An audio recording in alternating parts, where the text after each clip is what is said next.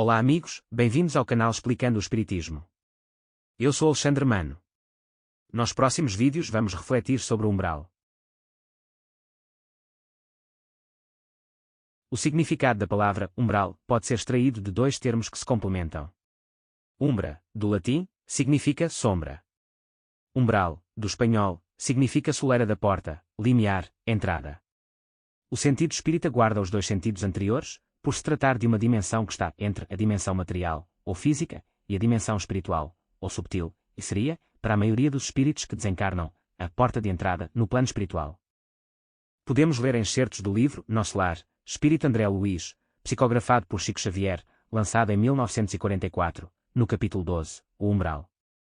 O umbral começa na crosta terrestre. É a zona obscura de quantos no mundo não se resolveram a atravessar as portas dos deveres sagrados, a fim de cumpri-los, demorando-se no vale da indecisão ou no pântano dos erros numerosos. O umbral funciona, portanto, como região destinada a esgotamento de resíduos mentais, uma espécie de zona purgatorial, onde se queima a prestações o material deteriorado das ilusões que a criatura adquiriu por atacado, menosprezando o sublime ensejo de uma existência terrena. O umbral é região de profundo interesse para quem esteja na Terra. Concentra-se, aí, tudo o que não tem finalidade para a vida superior.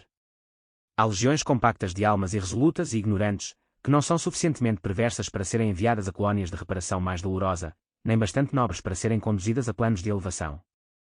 Representam fileiras de habitantes do umbral, companheiros imediatos dos homens encarnados, separados deles apenas por leis vibratórias.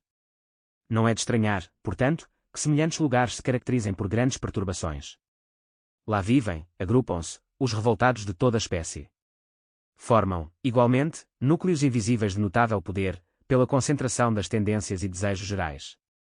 Nosso Lar tem uma sociedade espiritual, mas esses núcleos possuem felizes, malfeitores e vagabundos de várias categorias.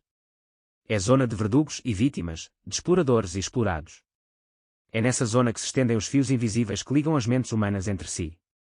O plano está repleto de desencarnados e de formas de pensamento dos encarnados, porque, em verdade, todo espírito, esteja onde estiver, é um núcleo irradiante de forças que criam, transformam ou destroem, exteriorizadas em vibrações que a ciência terrestre presentemente não pode compreender. Quem pensa, está fazendo alguma coisa alhures. E é pelo pensamento que os homens encontram no umbral os companheiros que afinam com as tendências de cada um. Toda a alma é um ímã poderoso. Os espíritas que não partilham desta visão do umbral apoiam-se essencialmente em dois argumentos. Na codificação não há menção direta ao umbral. A ideia de uma localização geograficamente e fisicamente restritiva aos espíritos seria contrária à doutrina espírita. Quanto à primeira objeção, nada há a dizer. Resta-nos refletir se pensamos que a codificação foi uma revelação completa, ou seja, se nada ficou por dizer nos livros de Kardec. O segundo argumento requer um estudo aprofundado. Vejamos algumas evidências. No Livro dos Espíritos lemos estes ensinamentos, no quarto livro, capítulo 2. Penas e gozos futuros. Pergunta 1012. Haverá no universo lugares circunscritos para as penas e gozos dos espíritos, segundo seus merecimentos? As penas e os gozos são inerentes ao grau de perfeição dos espíritos. Cada um tira de si mesmo o princípio de sua felicidade ou de sua desgraça. E como eles estão por toda parte, nenhum lugar circunscrito ou fechado existe especialmente destinado a uma ou outra coisa. Pergunta 1012. A. De acordo, então, com o que vindes de dizer, o inferno e o paraíso não existem, tais como o homem os imagina. São simples alegorias, por toda parte há espíritos ditosos e inditosos. Entretanto, conforme também já dissemos, os espíritos de uma mesma ordem se reúnem por simpatia, mas podem reunir-se onde queiram, quando são perfeitos. E ainda, no capítulo 6. Da vida espírita, no segundo livro. 232, podem os espíritos errantes ir a todos os mundos. Conforme. Pelo simples fato de haver deixado o corpo, o espírito não se acha completamente desprendido da matéria e continua a pertencer ao mundo onde acabou de viver, ou outro do mesmo grau, a menos que, durante a vida, se tenha elevado, o que, aliás, constitui o objetivo para que devem tender seus esforços, pois, do contrário, nunca se aperfeiçoaria. Pode, no entanto, ir a alguns mundos superiores, mas na qualidade de estrangeiro. Então, os espíritos superiores ou perfeitos podem estar ou reunir-se onde queiram. Os espíritos ainda não desprendidos da matéria permanecem no mundo onde acabaram de viver. Como os espíritos reúnem-se por afinidade, os espíritos inferiores, que não têm a liberdade de ação dos superiores, terão de se reunir onde podem. O reverendo Val Owen, na sua obra A Vida Além do Véu, 1921, recebe comunicações de uma equipa espiritual que refere a existência de esferas concêntricas, a partir da Terra, sendo que nas esferas inferiores os espíritos estão ainda bastante ligados à crosta. Quanto mais elevada é a esfera, mais desprendidos estão os seus habitantes das tribulações terrestres.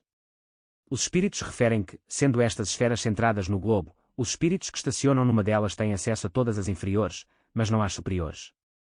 Memórias de um Suicida, do espírito Camilo Castelo Branco, psicografado por Ivone do Amaral Pereira em 1942, lançado em 1954, relata a existência de regiões para os espíritos que desencarnaram por suicídio. O espírito deixa esta reflexão: após a morte, antes que o espírito se oriente, gravitando para o verdadeiro lar espiritual que lhe cabe, será sempre necessário o estágio numa antecâmara, numa região cuja densidade e aflitivas configurações locais corresponderão aos estados vibratórios e mentais do recém-desencarnado. Aí se deterá até que seja naturalmente desanimalizado, isto é, que se desfaça dos fluidos e forças vitais de que são impregnados todos os corpos materiais. Por aí se verá que a estada será temporária nesse umbral do além, conquanto geralmente penosa. Tais sejam o caráter, as ações praticadas, o género de vida, o género de morte que teve a entidade desencarnada, tais serão o tempo e a penúria no local descrito. Existem aqueles que aí apenas se demoram algumas horas. Outros levarão meses, anos consecutivos, voltando à reencarnação sem atingirem a espiritualidade. Em se tratando de suicidas o caso assume proporções especiais, por dolorosas e complexas. Estes aí se demorarão, geralmente, o tempo que ainda lhes restava para a conclusão do compromisso da existência que prematuramente cortaram. Se, por muito longo, esse estágio exorbite das medidas normais ao caso, a reencarnação imediata será a terapêutica indicada, embora acerba e dolorosa, o que será preferível a muitos anos em tão desgraçada situação, assim se computando, então, o tempo que faltava ao término da existência cortada. Depois destas, inúmeras outras obras referem o umbral, reforçando as ideias lançadas. Pelas leis de sintonia e atração, é de considerar que os espíritos, ao desencarnar, se aproximem de outros espíritos no mesmo padrão vibratório, formando comunidades, que serão tão felizes quanto permite o estado evolutivo dos seus cidadãos. Para outros, o umbral é um estado de consciência, não um lugar físico. Deixo aqui então alguns pontos para consideração de quem me acompanha.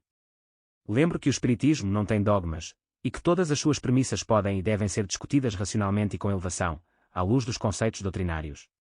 O espírito por si não é material, mas o perispírito, mesmo visto como matéria menos densa, ainda é matéria. Assim, o espírito ocupa ainda um lugar na dimensão espacial. É certo que, quanto mais baixa é a vibração do pensamento, mais densas se tornam as manifestações destes mesmos pensamentos, criando uma psicosfera característica. Por outro lado, quanto mais elevados são os espíritos, menos influência sofrem do meio envolvente, ainda para mais quando libertos do corpo físico. Assim, concluo que ambas as premissas estão corretas. O umbral é ao mesmo tempo um lugar físico e um estado de consciência. Um espírito elevado, em meio às emanações umbralinas, não estará a elas sujeita, portanto, não está no umbral. Outro espírito mais grosseiro, por sua vez, mesmo numa outra localização, ligado vibratoriamente ao umbral, sente-se lá. No próximo vídeo continuaremos a estudar o umbral. Espero ter aumentado os seus conhecimentos acerca da doutrina espírita. Se ainda tiver dúvidas, utilize os comentários. E se pensa que estes conteúdos são úteis, faça like ao vídeo, subscreva o canal, deixe um comentário e partilhe o vídeo. E não esqueçamos o principal ensinamento do nosso Mestre Jesus: faz aos outros aquilo que gostarias que eles fizessem a ti. Fiquem bem.